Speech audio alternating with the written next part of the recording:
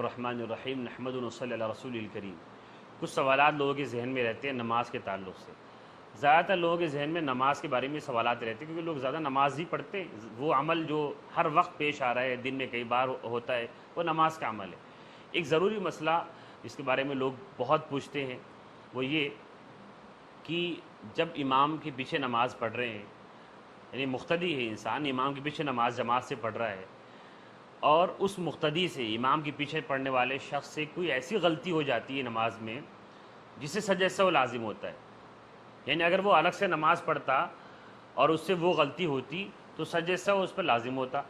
مثال کے طور پر 4 رکعت والی نماز ہے اور 2 رکعت پہ جو بیٹھا جاتا ہے اس میں تحیات پڑھنا واجب ہے۔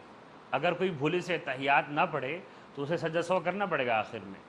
تو اگر یہی غلطی ایک مقتدی سے ہو جاتی، امام کے پیچھے نماز پڑھنے والے سے ہو جاتی، تو وہ اب سجدہ سہو کیسے کرے گا؟ وہ تو امام کے پیچھے۔ تو اب نماز میں جو خرابی آئی اس کا کیا ہوگا؟ جواب یہ ہے کہ سجدہ سہو مقتدی کی غلطی پر لازم نہیں ہوتا۔ امام کے پیچھے اپنی غلطی پر کوئی ایسی غلطی جس سے سجدہ سہو لازم ہوتا ہے تو اس پر سجدہ سہو نہیں ہوگا۔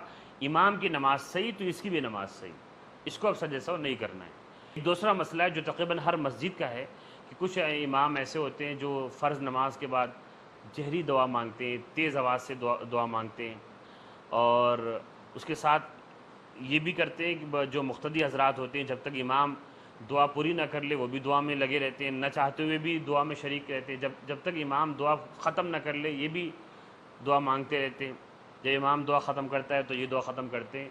تو یہ غلط ہے۔ امام سے جو لوگوں کا تعلق ہے وہ محض نماز تک ہے، تکبیر تحریم اللہ اکبر سے لے کر سلام پھیرنے تک ہے۔ جب امام نے سلام پھیر لیا اب نماز میں امام سے کوئی تعلق نہیں ہو، اب اس کو فالو کرنا ضروری نہیں ہے۔ لہٰذا اگر کوئی شخص دعا مانگے بغیر بھی اٹھ جائے کوئی حرج نہیں۔ امام اگر لمبی دعا مانگ رہے ہیں آپ کو نہیں مانگنا ہے تو آپ اپنی دعا مانگ کے ختم کر کے سنت میں مشغول ہو جائیں۔ ویسے بھی فرض نماز کے بعد اگر سنت نمازیں پڑھنی ہے تو لمبی دعا نہیں مانگنی چاہیے، اور جو جہری دعا ہے تیز آواز سے یہ تو چھوڑ ہی دینا چاہیے، یہ خلاف سنت ہے۔